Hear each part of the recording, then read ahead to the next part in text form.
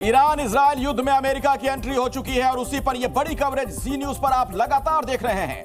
Iran ने दागी है इजराइल पर खैबर मिसाइल। अभी का बड़ा अपडेट आपको बता दें, इजराइल पर खैबर मिसाइल से हमला किया गया है।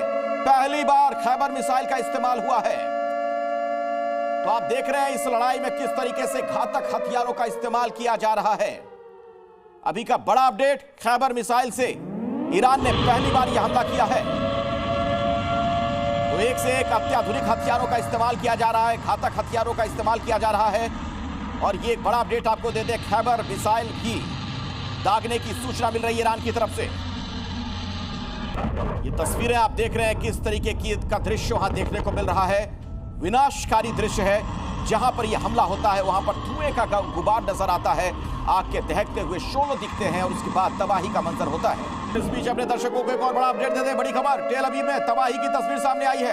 ईरानी हमले के बाद तबाही, हमले के बाद इमारतें मलबे में तब्दील हो गई। हर तरफ वहां पर तबाही के निशान बिखरे पड़े हैं। ये देखिए जो दृश्य आपके सामने, जो तस्वीर आपके सामने ये देख पा रहे होंगे आप, ये बहुमंजिली इमारत किस तरीके से खंडहर में तब्दील हो गई है। हर तरफ मलबा बिखरा पड़ा है। कितना घातक ये हमला था उसका अंदाजा इन तस्वीरों को देखकर आप लगाइए। हर तरफ हर कुछ उजाड़ हो चुका है। आप देख रहे हैं किस तरीके से ये इमारत मलबे में तब्दील हो गई है। एक बड़ा हिस्सा इसका पूरी तरीके से बर्बाद हो चुका है। आगे का हिस्सा तो जमींदोज हो गया है, छत तक उड़ गई है। तो ये जो हमले किए जा रहे हैं एक से एक घातक हथियारों के जरिए, उसका जो साइड इफेक्ट है, जो उसका दुष्परिणाम है, वो सामने आ रहा है। अब आपके सामने ये अलग अलग तस्वीरें हैं। अमेरिका का हमला, परमाणु साइट तबाह किया गया ईरान का, लेकिन ईरान झुकने को तैयार नहीं, बैकफुट पर आने को तैयार नहीं। ईरान ने पलटवार किया है। उसके बाद टेल अवीव में तबाही का मंजर देखने को मिला। सड़कों पर मिसाइलें दागी गई, बिल्डिंग तबाह हुई। इलाके में अफरा तफरी का आलम है, लोग डरे हुए हैं, घबराए हुए हैं। कई गाड़ियां तबाह हो गई। और ये देखिए, ये हमले के बाद किस तरह से वहां पर मलबा बिखरा पड़ा है। इन कार्स को आप देख सकते हैं किस तरीके से क्षतिग्रस्त हुई और आसपास सब कुछ तहस नहस बर्बाद। ये टेल अवीव की तस्वीर आपके सामने। ये इजराइल के वो तमाम बड़े शहर हैं जहां पर जिंदगी कभी गुलजार होती थी, हर तरफ रौनक होती थी। आज आप देखिए किस तरीके से सन्नाटा पसरा हुआ है।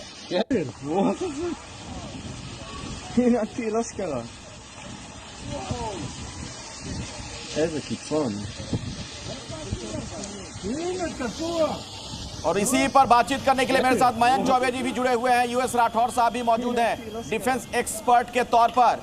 सीधे मैं उन्हीं के पास आपको लिए चलता हूं। और ये तस्वीरें जो नजर आ रही हैं टेल अवीव की, मयंक जी, ये तस्वीरें क्या बयां करती हैं? ये तो ईरान बहुत ही जबरदस्त तरीके से हमला कर रहा है और ज्यादा हमलावर हो गया। ऐसा लग रहा है जैसे कोई जख्मी शेर हो। शायद मेरी आवाज उन तक नहीं पहुंच पा रही है, दोबारा बात करने की कोशिश करेंगे। तस्वीरें आप देख रहे हैं किस तरीके का वहां पर आलम है, किस तरीके से हर तरफ तबाही ही तबाही। और आइए मैं आपको टेल अवीव लिए चलता हूं। ब्रजेश तिवारी हमारे सहयोगी हमारे साथ जुड़े हुए हैं, ग्राउंड जीरो से पल पल का हाल आप तक पहुंचा रहे हैं। ब्रजेश, अभी क्या अपडेट आपके पास वहां से? देखिए, ये जो तमाम जो मिसाइलों की हम लगातार बात कर रहे हैं, इसमें इसके पहले ईरान की तरफ से सेजिल फतेह इन मिसाइलों का भी इस्तेमाल किया गया है। और अब जो मिसाइलों का नाम आ रहा है खैबर, जो बेहद ही खतरनाक मिसाइलें हैं और ये सिविलियन इलाका है जहां पर अटैक किया जा रहा है। हालांकि हम लोग रास्ते में ही हैं, वहां पर पहुंचेंगे। पहुंचने के बाद वहां की तस्वीरें आखिरकार क्या कुछ है, कितनी बड़ी तबाही, कितना बड़ा नुकसान हुआ है वहाँ पर, वो तस्वीरें भी आपको दिखाएंगे। लेकिन ये पूरी तरीके से आज सुबह जब यूएस ने अटैक किया था उसके बाद से ही ईरान की तरफ से ये कह दिया गया था कि वो वॉर में हैं, वो वॉर से हटे नहीं हैं, वो रिटेलिएट करेंगे। और रिटेलिएशन उसके 2 से 3 घंटे के अंदर हो गया। 2 से 3 घंटे के बाद यहाँ के आसमानों में लगातार मिसाइलों की आवाज़ सुनाई दे रही थी। और उसके बाद जो सिक्योरिटी फोर्सेज हैं इजराइल की, वो भी आसमान में मूव कर रही थी और इस बात का पता लगाया जा रहा था कि कहाँ पे कितना बड़ा नुकसान हुआ है। तो नुकसान की तस्वीरें आ रही हैं। और लेकिन अब तक किस तरह के जान माल की नुकसान हुआ है, हानि हुई है, ये अभी तस्वीर साफ नहीं है। लेकिन ये जरूर है कि जिस बात को लेकर आशंका जताई जा रही थी कि ईरान, तो आपके ऑडियो में दिक्कत आ गई है। आप युद्धग्रस्त क्षेत्र में, वॉर जोन में हैं। आप भी अपना ख्याल रखिएगा, हम तक ये रिपोर्ट लगातार पहुंचाते रहिएगा। दोबारा मैं लौटूंगा ब्रजेश आपके पास। लेकिन राठौर साहब, अगर मेरी आवाज आप तक पहुंच रही हो, आप मुझे सुन पा रहे हो, ये किस तरीके की मिसाइल से हैं जो अभी थोड़ी देर पहले खबर आई कि अब खैबर मिसाइल का इस्तेमाल भी ईरान कर रहा है? ये बैलिस्टिक मिसाइल है। ऐसा हुआ है कि अभी जब इजराइल ने ईरान के वेस्टर्न स्टेट्स पे, वेस्टर्न इलाकों में जब बमबारी की और वहाँ के मिसाइल लॉन्चर्स और मिसाइल डिपोज को निशाना बनाया, तो ईरान ने अपना मिसाइल का जो भी भंडार है और जो बचे खुचे लॉन्चर्स हैं उनको सेंट्रल ईरान में भेज दिया, और जिसकी वजह से अब सिर्फ वही मिसाइल इस्तेमाल कर सकता है इजराइल के खिलाफ जिनकी रेंज 2000 किलोमीटर से ज़्यादा है। इसीलिए आप अभी देख रहे हैं कि जो मिसाइल अभी आ रही हैं इजराइल की तरफ, वो ये सेजिल है या गदर है, ये जो कि 2000 किलोमीटर से ज़्यादा हैं और बैलिस्टिक मिसाइल्स हैं।